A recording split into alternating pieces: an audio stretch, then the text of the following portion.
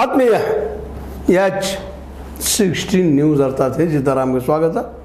ನಾನು ನಿಮ್ಮವ MI ಅಥವಾ ಮಲ್ಲಪ್ಪ ಜೋತವರ್. ಆತ್ಮೀಯರೇ, ದಿನ ಜಾರ್ತಾ ಇದೆ. BDCC ಬ್ಯಾಂಕ್ ಚುನಾವಣೆ ಸಮೀಪ ಬರ್ತಾ ಇದೆ.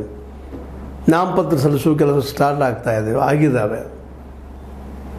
ಅದರಲ್ಲೂ ಪ್ರಮುಖವಾಗಿ ಕತ್ತಿ ಅವರು ತಮ್ಮ ಶಕ್ತಿ ಪ್ರದರ್ಶನ ಮಾಡಿದರು ಅಂತೇಳಿ ತಿಳ್ಕೊಬೋದು ನಾವು. ಅವರಿಲ್ಲ ಅಂತ ಹೇಳ್ತಾ ಇದ್ದಾರೆ. ಮತ್ತು ಬೇರೆ ಅದೇ ಕಾಲಕ್ಕೆ ನಮ್ಮ ಬಾಲಚಂದ್ರ ಅವರು ಹುಕ್ಕೇರಿ ಸಲುವಾಗಿ ತಮ್ಮದು ಶಕ್ತಿ ಪ್ರದರ್ಶನ ಮಾಡಿದರು. ಅದ್ರಾಗ ಯಾರು ಗೆದ್ದರೂ ಸಂತೋಷ. ಆದ್ರೆ ನಮ್ಮದಿಲ್ಲಿ ಇರುವಂಥದ್ದು ಏನಪ್ಪ ಅಂತಂದ್ರೆ ಈ ಶಕ್ತಿ ಪ್ರದರ್ಶನ ಬೇಕಾ ಅನ್ನುವಂಥದ್ದು. ಯಾಕಂದರೆ ಬಾಲಚಂದ್ರ ಅವರೇನೋ 41, ಇವರು 52 ತೋರಿಸಿದರು. ನಿಯರ್ ಟು 93 ಅಂಥೇಳಿ ಅನ್ನುವಂಗೆ ಅದ. ಅಂದ್ರೆ ಈಗ ನೋಡಿದ್ರೆ ಗೆದ್ರಪ್ಪ ಅಂತೇಳಿ.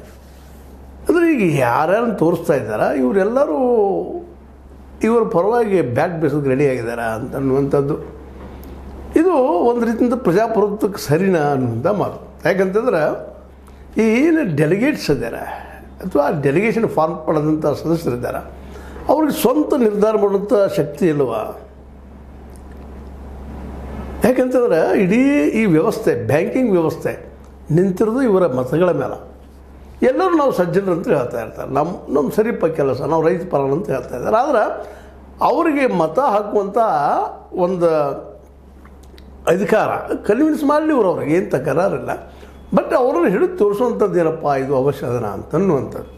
ಯಾಕಂದ್ರೆ ಆಲ್ರೆಡಿ ರಮೇಶ್ ಅವ್ರ ಹಿಂದೆ ಎಷ್ಟು ಜನ ಇದ್ದಾರೆ, ಅಥವಾ ನಮ್ಮ ಜಾರಕಿಹೊಳಿ ಅವ್ರ ಹಿಂದೆ ಎಷ್ಟು ಜನ ಇದ್ದಾರೆ, ಅವ್ರಿಗೆ ಮನವರಿಕೆ ಆಗ್ಯದ. ಬಟ್ ಇದರ ಅವಶ್ಯಕತೆ ಇತ್ತ ಅಂತ. ಯಾಕಂದರೆ ಇದು ಬದಲು ಆಗ್ಬೋದು. ಯಾಕಂದರೆ ಇವರೆಲ್ಲರೂ ಬುದ್ಧಿವಂತರೇ ಇದ್ದಾರೆ. ಮೇಲೆ ಹೇಳ್ತಾ ಇದ್ದೀನಿ ಮಾತನ್ನು. ಡೆಲಿಗೇಟ್ಸ್ ಅಂತ ಹೇಳಿದ್ದಾರೆ, ಅಥವಾ ಡೆಲಿಗೇಟ್ ಪಡೆದಂಥ ಪತ್ರವನ್ನು ಪಡೆದಂಥ ಈ ಡೆಲಿಗೇಷನ್ ಫಾರ್ಮ್ ಪಡೆದಂಥ ಎಲ್ಲ ಮತದಾರರು ಬುದ್ಧಿವಂತರು, ತಿಳುವಳಿಕೆ ಇದ್ದಂಥವ್ರು ಅನ್ನೋದ್ರಲ್ಲಿ ಎರಡು ಮಾತಾ ಇಲ್ಲ. ಹೀಗಾಗಿ ಈ ಶಕ್ತಿ ಪ್ರದರ್ಶನಕ್ಕಿಂತಲೂ ಈ ಮತದಾರರಿಗೆ ನೀವು ಏನು ಮಾಡಲಿಕ್ಕೆ ಹೊರಟಿದ್ದೀರಿ ಅನ್ನೋದನ್ನು ಈ ನಾಯಕರು ಅನ್ನುವಂಥವ್ರು ಹೇಳಿದ್ರೆ ಸಾಕಾಗಿತ್ತೇನೋ. ಇರಲಿ, ಮಾಡ್ತಾ ಇದ್ದಾರೆ, ಆಗಿರಿ. ಅವರ ಶಕ್ತಿ ಪ್ರದರ್ಶನ ನೋಡಿ ಅವ್ರಿಗೂ ಒಂದು ವಿಶ್ವಾಸ ಮೂಡಲಿ ಅಂತ ಸುಮ್ಮನೆ ಆಗ್ಬೋದು.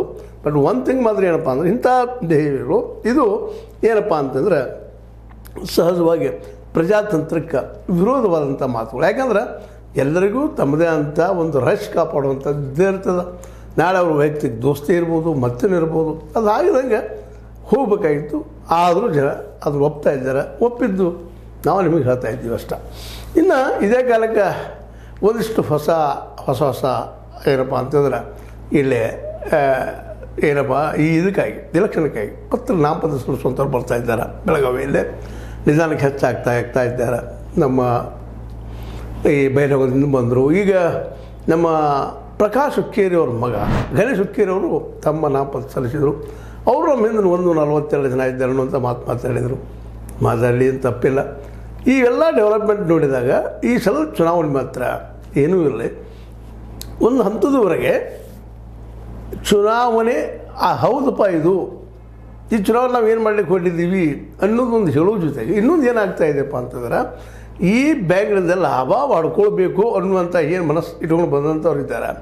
ಸಹಜ ಎಲ್ಲರಿಗೂ ಇರ್ತದೆ, ನನಗೂ ಅದ, ಇನ್ನೊಬ್ರಿಗೆ ಅದ, ಇದು ನಮಗೂ ಲಾಭ ಆಗಬೇಕು ಅಂತೇಳಿ. ಲಾಭ ಬೇಡ ಅನ್ನುವಂಥ ಒಂದು ನಿರಾಸಕ್ತಿದಂಥ ಸನ್ಯಾಸಿ ಯಾರೂ ಇಲ್ಲ. ಎಲ್ಲರೂ ಆಸೆ ಇದ್ದೇ ಇರ್ತದೆ. ಆ ದಿಶೆಯಲ್ಲೇ ಇಲ್ಲಿ ಕಂಟ್ರೋಲಿಗೆ ಬರ್ತಾ ಇದೆ ಅಂತ ಅನ್ನಿಸ್ತಾ ಇದೆ. ಯಾಕಂದ್ರೆ ಇವತ್ತು ಪ್ರಕಾಶ್ ಹುಕ್ಕೇರಿ ಅವರ ಒಂದು ಆಡಳಿತ ನೋಡಿದ್ವಿ ಇಲ್ಲಿವರೆಗೆ ಕಳೆದ 40 ವರ್ಷಗಳಿಂದ. ಅವರ ಮಗಂದು ನಾವು ನೋಡಿದ್ವಿ. ಹೌದು, ಕುಟುಂಬ ರಾಜಕೀಯನೇ ಅದು. ಆದರೂ ಅವ್ರ ಬಗ್ಗೆ ಭ್ರಷ್ಟಾಚಾರದಾಗಲಿ ಇನ್ನೊಂದಾಗಲಿ ದೊಡ್ಡ ಆರೋಪಗಳಿಲ್ಲ. ಚಿಕ್ಕ ಪುಟ್ಟ ಎಲ್ಲ ಕಡೆ ಇರುವಂಥದ್ದು ಏನೂ ಇರ್ಬೋದು. ಬಟ್ ಇವರೆಲ್ಲರೂ ಉಳಿದವ್ರು ನೋಡಿದಾಗ ಅಡ್ಡಿ ಇಲ್ಲಪ್ಪ ಅನ್ನುವಂಥ ಮಾತು. ಮೊದಲ ಚಿಕ್ಕೋಡಿ ಬೇರೆಯಾಗಿ ಅಲ್ಲಿ 142 ಮತಗಳೆಲ್ಲ ಇವ್ರು ಹಿಂದಿದ್ದಾವಳು. ಅವ್ರಿಗೂ ವಿಶ್ವಾಸ ಆಗಲಿ, ತಪ್ಪಲ್ಲದು. ಬಟ್ ಈಗ ನಮಗೆಲ್ಲ ಬೇಕಾಗಿದ್ದೇನಪ್ಪ ಅಂದ್ರೆ ರೈತರಿಗೆ ಕೇವಲ ಸಾಲ ಕೊಡಿಸೋ ಸಲುವಾಗಿ ಎಷ್ಟು DCC ಬ್ಯಾಂಕಿಗೆ ಸೀಮಿತಗೊಳಿಸ್ತಾ ಇದ್ದೀರಾ ಅನ್ನೋಂಥ ಒಂದು ಪ್ರಶ್ನೆ ಇವತ್ತದ. ಹೌದು, ಭಾಳ ಮುಖ್ಯದಲ್ರಿ ಅದು ಮುಖ್ಯ. ಸಾಲ ಇಲ್ಲದ್ರೆ ಹೆಂಗೆ ರೈತ ಬದುಕ್ತಾನ ಅನ್ನುವಂಥ ಪರಿಸ್ಥಿತಿ ಇವತ್ತು ಎಲ್ಲ ಕಡೆ ಇದ್ದಾರೆ. ಒಂದು ಏನೋ ಮಾಡಬೇಕಾದ್ರೂ ಸಾಲದಲ್ಲಿ ಹಿಡಿಯೋದಿಲ್ಲ, ಸಾಲ ಬೇಕು. ಆ ದಿಶೆಯಲ್ಲಿ ಉಳಿದ ಬ್ಯಾಂಕ್ಗಳು ರೈತರಿಗೆ ಹೆಲ್ಪ್ ಮಾಡೋದಿಲ್ಲ, DCC ಬ್ಯಾಂಕ್ ಹೆಲ್ಪ್ ಮಾಡ್ತದೆ. ಅದಕ್ಕಾಗಿ ಸಾಲದ ಮೇನ್ ಮೋಟಿವ್ ಅನ್ನೋದು ಪ್ರತಿಯೊಬ್ಬ ಇವತ್ತಿನ ಲೀಡರ್ ಇದ್ದಾರೆ. ಈ ನಮ್ಮ BDCCದು ಈಗೇನು ಪೆನಲ್ ಅಂತಲ್ರಿ, ಬೇಡ ಪೆನಲ್ ಇಲ್ಲ ಅಂತಲ್ರಿ, ಈ ನಾಯಕರಿದ್ದಾರೆ ಇದನ್ನ ಹೇಳ್ತಾ ಇರ್ತಾರೆ. ಅದ್ರ ಜೊತೆಗೆ ಒಂದು ಅಪಾಯಕಾರಿ ಬೆಳವಣಿಗೆನೂ ಅದ. ಯಾಕಂದ್ರೆ ಇಲ್ಲಿ ಕೇವಲ ಒಕ್ಕಲ್ತನಕ್ಕೆ ಸಂಬಂಧಿಸಿದ ಉದ್ಯೋಗಗಳಿಗೆ ಸಾಲ ಸಿಕ್ಕರೆ ಅಡ್ಡಿಲ್ಲ. ಇನ್ನು ಕೆಲವೊಂದು ಒಕ್ಕಲ್ತನ ಹೆಸರಲ್ಲಿ ಕಂಪ್ನಿಗಳನ್ನ ಮಾಡಿಕೊಂಡು ಸಾಲ ತಗೊಳ್ಳೋಂಥವ್ರು ಇದ್ದಾರೆ. ಬಟ್ ಅವ್ರಿಗೆ ಈ ಸಲ ಮಾತ್ರ ಒಂದಿಷ್ಟು ಅಡಚಣೆಗಳಾಗೋದು ಮಾತ್ರ ಗ್ಯಾರಂಟಿ ಅಂತ ಅನಿಸ್ಲಿಕ್ಕೆ ಅಂಥ ಒಂದು ಮನಸ್ಸು ಇಟ್ಕೊಂಡ್ಬಂದಂಥ ದೊಡ್ಡ ಪ್ರಮಾಣದಲ್ಲಿ 200, 300, 500 ಕೋಟಿಗಳಲ್ಲಿ ಸಾಲ ತಗೊಳ್ಬೇಕು ಅನ್ನೋವ್ರಿಗೆ ಮಾತ್ರ ಈ ಸಲದ ಈ ಚುನಾವಣೆ ಜೊತೆಗೆ ಇವತ್ತು ಎದ್ದಂತಹ ಒಂದು ವಿರೋಧಗಳು ನೋಡಿದರೆ ನಿಶ್ಚಿತವಾಗಿಯೂ DCC ಬ್ಯಾಂಕ್ ಮುಂದಿನ ದಿನಗಳಲ್ಲಿ ಎಲ್ಲ ಪಕ್ಕಾ ಇದ್ದಾಗ ಲೆಕ್ಕಿಪ್ಪ ದುಡ್ಡು ವಾಪಸ್ ಆಗ್ತದೆ, ಇವರು ಅದಕ್ಕೆ ಕೆಲಸಕ್ಕೆ ಉಪಯೋಗ ಮಾಡ್ತಾರೆ ಅಂದಾಗ ಮಾತ್ರ ಸಾಲ ವಿತರಣೆ ಆಗಬಹುದು ಅಂಥೇಳಿ ಒಂದು ಹೊಸ ಆಶಯ ಮಾತ್ರ ಇಲ್ಲಿ ಹೊಟ್ಕೊಂಡದ.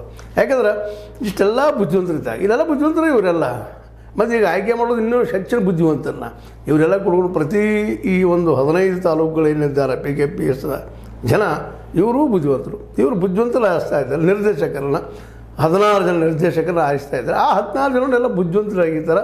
ಯಾಕಂದರೆ ಈ ಬುದ್ಧಿವಂತ ಈ PKPS ಏನು ಮತದಾರಿದ್ದಾರೆ ಅವರು ಬುದ್ಧಿವಂತರ ಆರಿಸ್ತಾರೆ. ಮತ್ತು ಇನ್ನೊಂದು ಮಾತಿನಲ್ಲಿ ಗಮನಿಸಬೇಕಾಗಿದ್ದಿಲ್ಲ, ಪ್ರಾಮಾಣಿಕರನ್ನು ಆಯ್ಕೆ ಮಾಡೋದು ಇವ್ರ ಜವಾಬ್ದಾರಿ ಅನ್ನೋದು ಸಹಿತ ಅಷ್ಟು ಹೇಳಬೇಕಾಗಿದೆ. ಹೌದು, ಶ್ರೀಮಂತರಿರ್ಬೋದು, ಮತ್ತೇನು ಇರ್ಬೋದು, ಕಾರ್ಪೊರೇಟ್ ಇರ್ಬೋದು, ಯಾರೋ ಇದ್ದರೂ ಒಂದು ಸಲ ಲಾಭ ಮಾಡ್ಕೋಬೇಕನ್ನೋ ಆಸೆ ಇದ್ದೇ ಇರ್ತದೆ.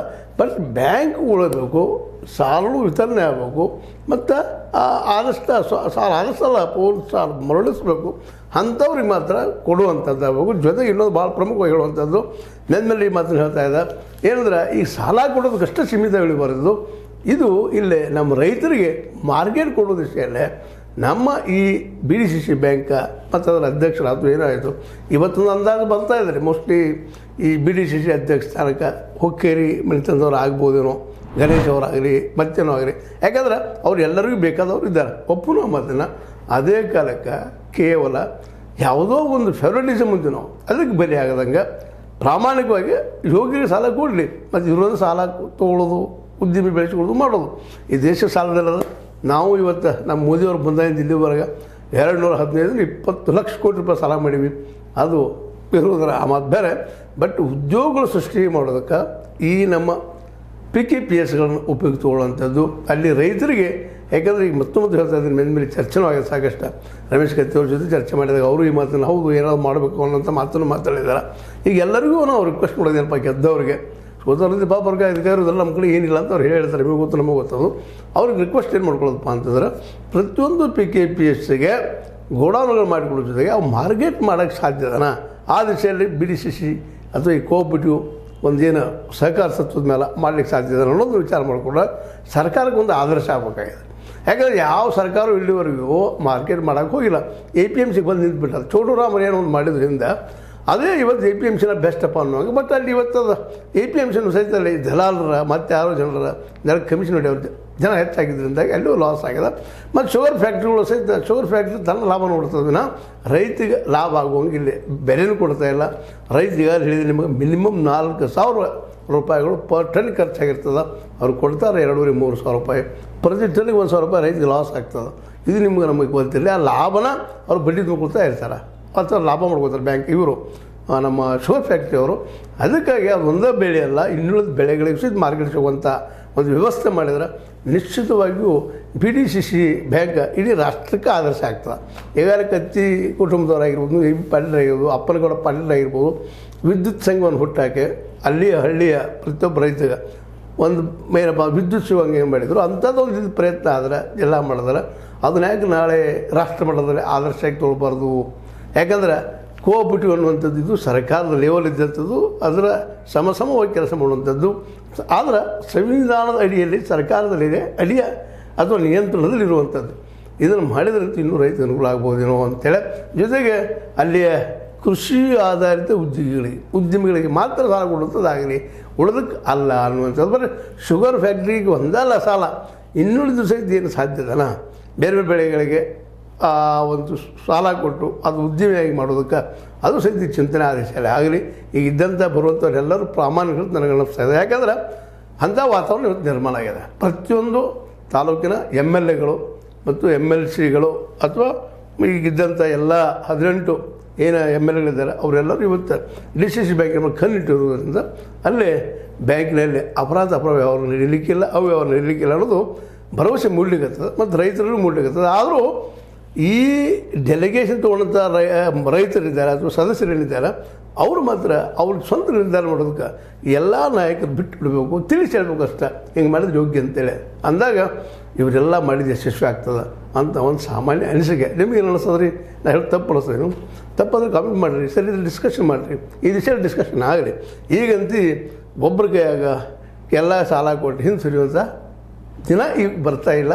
ಎಲ್ಲರೂ ಅಲರ್ಟ್ ಆಗಿದ್ದಾರೆ. ಇದೊಂದು ಈ ಸಲ ಚುನಾವಣೆಯಲ್ಲಿ ಕಂಡುಬಂದಂಥ ಹೊಸ ಬೆಳವಣಿಗೆ ಅಂತ ಹೇಳ್ತಾ, ಇದು ನಿಮಗೆ ಲೈಕ್ ಆಗಿರ್ಬೋದು, ಲೈಕ್ ಮಾಡಿ, ಶೇರ್ ಮಾಡಿ, ಕಮೆಂಟ್ ಮಾಡಿ, ಜೊತೆ ಸಬ್ಸ್ಕ್ರೈಬ್ ಮಾಡಿರಿ. H60 ನ್ಯೂಸ್ ಸತ್ಯದ ಕೈಗಳಲ್ಲಿ ವಂದನೆಗಳು.